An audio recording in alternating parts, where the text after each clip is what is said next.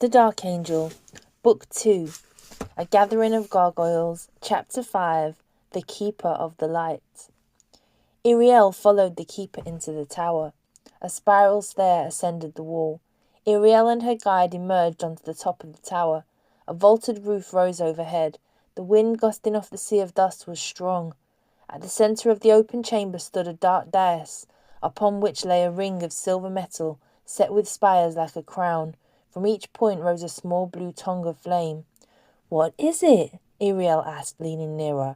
The flame burned scentless, clean of smoke. "What is it?" the person echoed, chafing both hands over the flame. Iriel could feel no heat.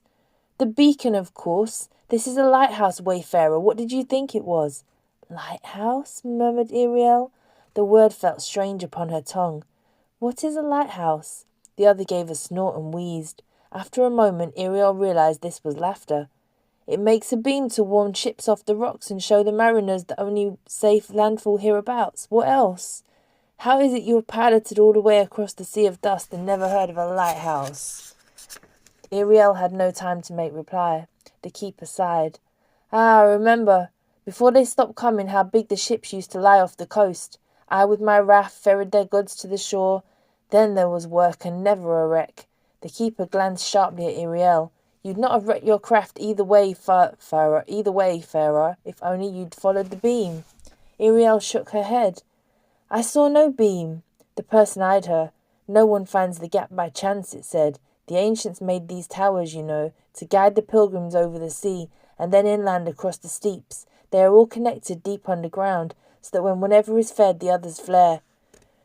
The keeper stood gazing off now, shaking its head. Iriel could not quite follow where the other towers, such as this one. Where were they? The keeper sighed. "But they do burn low now. Nothing to feed them since the pilgrimages ceased. Oh, I don't know. I've been dozing so long. 100 years?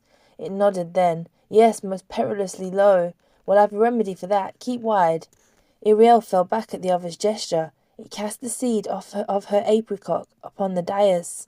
Within the crown of light, the flame hissed, flaring, flickered from blue to violet and then to rose. Iriel stood watching. The tongues of fire grew longer, brighter, merging into a single taller flame. Its colour changed from green to yellow, and still the fire increased until it was as tall as Iriel. The flame changed one last time to white, very brilliant and pure, yet Iriel found she could look upon it without being dazzled. It stood steady now upon its crown, and though Iriel still felt wind gusting off the sea, the cool radiance did not flicker. "Ah, so much better," a voice beside her said, and turning, Iriel saw the lighthouse keeper, but not at all as he had appeared to her before. His robe was neither ragged any more, nor dusty and drab, but blue. The colour deepened, growing richer as she watched. The person himself stood straighter, seemed neither dishevelled nor ancient now, and lean rather than starved. The stick he held was not a gnarled crook at all, but a tall, straight staff. "Ah, yes, much better," he said again, holding his hands once more to the flame. "How cold one gets between travellers, and how sleepy." Iriel stared. "But I feel no heat from it," she said at last, not knowing what to say. The person looked up as though just then remembering her. "No, of course not," he smiled. "You would not, for you have eaten of the tree, and so may see the beacon light. As I cannot, for I have never tasted that fruit. Was it good, by the way, your apricot?" "Very good." A little bit of its taste still lingered in her mouth. The keeper nodded. "So I have heard from the travellers, but I would not know." "But why is that when the tree grows at your door?" The person laughed and came away from the flame, moving with a slight haltness of step to one of the wide windows. He hardly seemed to need his staff. "Because I am no traveller," he said. "I was not made for journeying, and the tree bears only at need one fruit for every traveller that fares across the mare." He sighed and tilted back his head. "They used to come in droves, the travellers, but no more." "Is that the only thing which feeds the light?" asked Iriel. "The apricot seeds?" The keeper nodded. "The tree feeds upon the heart of the world. The pilgrims feed upon its fruit, the flame upon the heart of the fruit, and I upon the flame." Iriel studied the person across from her. He'd come back from the window now, stood closer to the flame. "And are you no mortal," she asked, "that eats no mortal food?" The keeper smiled and shook his head. Mortal, yes, but not like you. Ravanna made me. I was not born. Iriel caught in her breath. Ravanna? She whispered. That made the Lons? You are the Lon of Bern? But again the keeper shook his head, laughing this time. No Lon am I, he told her gently. Bernalon is a great she-wolf that runs along the steeps and shores, warding the land, while I have never even ventured from this headland to the wood. But Iriel could not keep still. A desperate urgency tugged at her. Perhaps she need not go to Orm. Perhaps she could learn of the Lons here in Bern. Her eyes found the keeper's again. Where may I find her, Bernalon? For I must find her soon, and the other Lons. The keeper sighed. I do not know. I have been dozing 100 years. Not once in all that time have I heard the great wolf crying. The last pilgrim who came here spoke of a battle in the west, upon the border of Zambul, a winged monster defeating Bernalon and carrying her away. A dark angel, whispered Iriel. Not hers of Averic, but his brother, another of the witch's sons. What's that? The keeper said. Iriel looked up. There is a witch at the desert's edge who steals away babes to raise as her own, making them winged vampires, the Ikari, who drink the souls of women. 6 dark angels has she now, but her 7th in Averic has been returned to the living before her magic on him could be made complete. Each Icarus in turn overthrew a Lon, but one of them I have found already, the Avaclon, but there are 6 more I must find within the year. One of them is Bernalon. The keeper turned away again. Bad times, he murmured, that sea witches and their sons among us. Iriel drew breath. There is a rhyme, she said. The wild hope that had come to her only moments before was slipping away, so she seized at it. When the ancient ones withdrew from us ages ago, Ravanna foretold the coming of the witch. The tall, steep, burning flame threw her shadow before her. The keeper stood overlooking the sea. She made the rhyme and sang it over the Lons at the time of their making. You are not a Lon, but perhaps you can tell me what it means. But first there must assemble those the Ikari would claim. A bride in the temple must enter the flame. Steeds found for the second born beyond the dust deep sea, and new arrows reckoned, a wand given wings, so that when a princess royal shall have tasted of the tree, then far from Easternessa's city these things, a gathering of gargoyles, a feasting on the stone, the witch of Westernessa's hag overthrown. Iriel gazed at the keeper, but the other shook his head. I was made long before the Lons, wayfarer. I have never heard that riddle before. I do not know its meaning. Iriel cast down her eyes. Disappointment bit her heart, and dread. I must go to Orm then, she answered quietly. I seek my answer there. She hesitated, then made herself say it. Can you tell me the way? You must follow the coast road, the keeper said, northward until you reach Talis. Get there by nightfall, for the city gates are barred at sunset. In the morning, take the road going west into the hills. That should see you through the pass and into Zambul, which is much of the way as I know. Do not stray from the road, for the woods are wild. Do not travel by night, and go with some caravan if you can, for in time since Bernalon was taken away, the land hereabouts has grown thick with thieves. Iriel put on what smile she could. She gave the keeper her thanks for his warning of thieves as he led her down from the tower stair. But before you go, he said, take this, will you? The last traveller before you left it, and I have no use for it.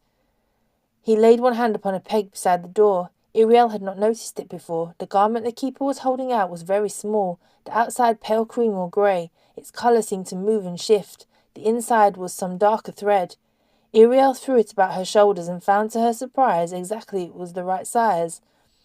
The hem fell a little way below her knees. The sleeve stopped halfway between her elbow and the wrist. The peaked hood, when she tried it, fitted, shadowing her face. I thank you, Iriel began, throwing back her hood, but I have nothing to pay you with. The keeper shook his head. No need. Take it as my gift to keep the road dust off. They emerged from the tower into the morning light, and Iriel noticed with a start that the weeds were gone. What had been rocky ground was covered now with fruiting creepers. A narrow path led up to the road. Iriel spotted 5 more fruits hanging upon the tree. Keeper, she said, what does it mean? The keeper halted, a frown creasing his brow. 5?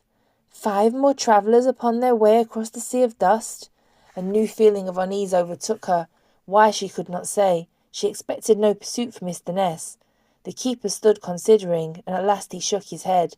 We saw no sail from the tower, and the tree fruits only at need. He scratched his head a moment and glanced at her. How did the fruits appear to you?"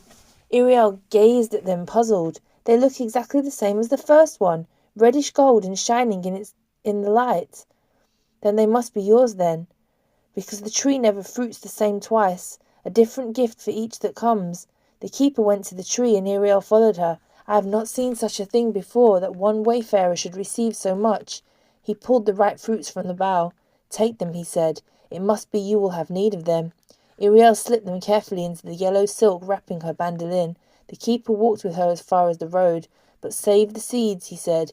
"There is a great virtue in them." Iriel adjusted the cloak about her shoulders again, and the hood lay flat along her back. She bowed to the keeper then, and he to her. She started away, but had taken no more than a dozen steps when the other called. "What? A wayfarer that has no staff?" Iriel turned, walking backwards now, but her smile was full of rue. "I had one in Penda," she said, "when I lived among the desert folk, but I lost it returning to Averick." She turned again and walked along the road, shielding her eyes from low Solstar's glare. She raised the hood of her travelling cloak, glanced over one shoulder, her hand started to wave, but the keeper had already vanished back into his lighted tower.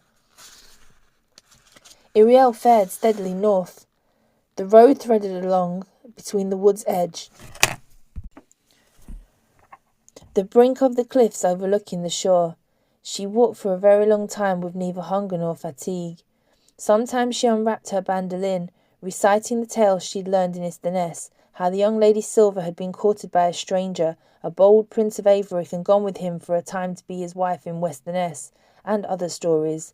She did not venture into the woods, but from time to time caught glimpses among the slender trees of wood deer standing no higher than her knees, tree rats with their double tails, and sweet-voiced flitterwings.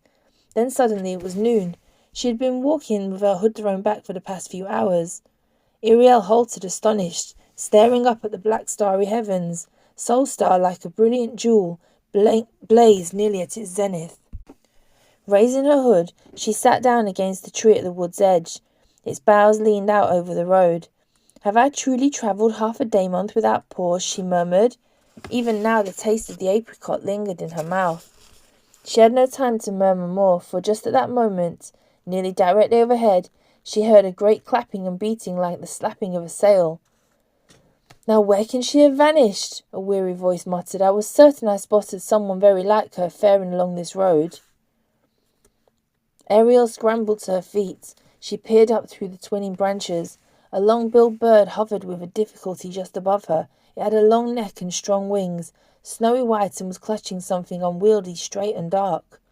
Could she have gone into the forest? It panted, wing beats becoming more laboured still. It glanced the other way. Perhaps she fell over the cliff. As Iriel ducked out from under the tree, her hood fell back. "Whom do you seek?" she called. "Odds!" the bird cried, starting upward in surprise. Its toes lost their grip upon the long dark object, and Iriel threw up her arms.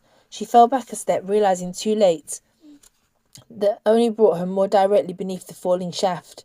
She felt a blow upon her head. The world went stars, then dark. "Dark!" someone was urging her. Her knees buckled. She pitched face forward onto the road. Iriel awoke to the feel of something tugging at her garment. She brushed at it groggily and raised herself. Her vision was blurred. A sharp ache throbbed in the back of her skull. Something stepped lightly on the small of her back. Iriel jerked, rolled, and battled at the long, stick-like legs of the heron. The white bird danced awkwardly away. "Thank Ravanna," it exclaimed. "I thought I'd killed you." "You came near it," Iriel murmured, rubbing the lump on the back of her head. It was the size of a game lizard's egg. "What fell on me?" "I beg your pardon," the bird answered. "It slipped." Iriel's vision cleared. "I know you," she said suddenly. She remembered the heron-powered boat the Durra had made for her to escape the Dark Angel's keep. She'd sailed as far as the little craft could take her, then had set off overland, and looking back she had seen no boat, only a long-necked white bird winging low between the river-banks. "Wind on water!" she exclaimed. The heron lifted one wing and preened. "The same, though my name in this form is Wing on the Wind." Iriel remembered the Lion of Pendar telling her once how a heron of that name had come to him bearing news of her coming. "Then are you she?" the heron was saying. "Iriel of Terrain?" Iriel nodded. "Well, you must take this," the heron sighed. One-footed, she clutched the long dark stave lying in the roadway. and hopped toward Iriel. The ancients made me a bearer of tidings, not of heavy objects. I have searched all Westerness for you for day months. Iriel smiled a little. I have been in Isterness. The heron laid the object at her knees, and Iriel drew in her breath. She recognized the dusty thing at last. My walking stick, Iriel exclaimed softly. The one Oratoto made me. She ran her fingers over the straight, smooth-weathered shaft, remembering how the chiefess of the desert folk had fashioned this staff out of dark driftwood. As tall as Iriel it stood, very slender, very strong, with a pointed heel to bite into the sand and a heavy knob upon its crown. She had killed a witch's jackal once with this stick. She put it from her suddenly. I should not have it. It was my own carelessness that lost it in the desert. The heron scratched the side of her head a moment and one ungainly leg. The lion told me something of 3 staves, she said, that are the throwing sticks and digging sticks, tent poles, and 1,000 other things to the Maambai, the people of the dunes. There is a power in them, he said. The heron cocked her head the other way. Perhaps you did not truly lose yours, but only laid it by a while, its task of the moment being done, and it not yet time for you to take it up again. Iriel lifted her walking stick from the dust. She hardly could keep her hands from the shaft. She laid it across her lap, feeling the wood, its shape grown once more familiar in her grasp. Oratoto had taught her all its uses. It lacked only a single thing to make it a true desert walking stick. No figurehead, murmured Iriel. In the beginning, when she'd first been among the Maambai, she'd thought the heads of their walking sticks were nothing more than shapeless knobs. But gradually, as she lived among the people longer, she had begun to see in each stick a figurehead. Vague shapes these all were, oddly half-formed as though their true forms lay a little deeper than the surface of the wood. But Oratoto had given Iriel a staff with only a blank knob on top, and when Iriel had asked her why, the dark chiefess had drawn back a little surprised. I did not know your green eyes had learned to see the shapes in our walking sticks, she had said. It is not a thing we speak of much, even amongst ourselves, and our children may have not been called grown until they have seen it. Only then may they be given a grown person's staff with a figurehead. But Oratoto, Iriel said, am I a child then, that my walking stick has no face? Yet surely no child, since you have given me a long stick and would teach me to use it. Iriel saw the wise woman's eyes turn away then. She said nothing for a space. At last the dark head woman answered, Little pale one, I have made you no figurehead upon your stick because I have no inkling what to make. Your spirit baffles even me, and I am the best seer of spirits among our band. She turned and looked at Iriel then. But something tells me, son fair one who is growing now so tall, that you do not need a figure on your staff. When the time comes, you will find one. How is that? Iriel looked up, hearing the heron speak. The desert faded from around her, and she sat once more upon the coast road of Bern. My staff has no figurehead, Iriel said. Easily remedied, the heron replied, and Iriel glanced at the bird, frowning and not following. She sat holding the staff across her knees. The heron took wing, alighting upon its knob. Iriel darted to her feet in surprise, nearly dropping the shaft. The white bird settled, folding her long wings, nestling her long bill to her breast. I have been figurehead upon a boat, she murmured. I can do the same upon a staff. As soon as she settled, she seemed to diminish. Iriel held the stick fully upright now, staring at it. Smaller and smaller, the heron grew until she was no longer than the knob itself, and seemed to have merged with it. Iriel could not take her eyes away.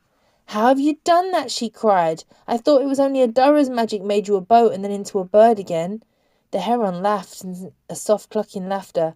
Oh, he merely conjured me out of storage and set me to working again. The rest I'm able to manage myself.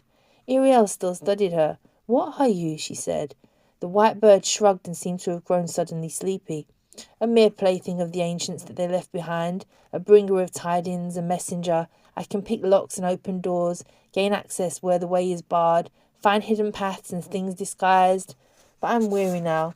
The heron closed her eyes, then tucked her bill beneath one wing. Her colour began to deepen, and the texture of her feathers change. Before Iriel could draw 3 breaths, it looked for all the world as though her staff were all dark wood from heel to crown, but that there the grain changed to a heron-shaped knot of blonde. Iriel turned the staff in her hands, gazing upon it. But, she murmured half to herself, if your name changes with each new form you assume, what am I to call you now? Bird on a stick? The heron's eyes snapped open. You make light of me, she said, who have headed the staves of wise women and kings. No, truly, said Iriel, instantly rueful. I meant not. The heron settled her wing more comfortably over her bill. Her movements were growing sluggish and stiff, her voice like green wood creaking. No matter, she murmured, you will not need to call me anything, just now. Flying about these many day months so burdened has wearied me. Now you may bear me for a little while, and I will sleep. Her grey eye closed, and her form became suddenly even more like the wood. Her outline faded and blurred, so that only after a half-dozen heartbeats Iriel could not tell, without looking very closely, that the staff's crown now had the shape of a bird. Iriel felt lighter suddenly, renewed in strength. Her terror of Orm subsided a little. Though the road there might be long, she had a companion now. Such as it was, Iriel eyed the wooden head of her walking stick and then laughed. I will find the lost lands of Westerness, she told herself, before the White Witch does. She fetched her bandolin from beneath a tree and started with a swift step northward along the road to Talis.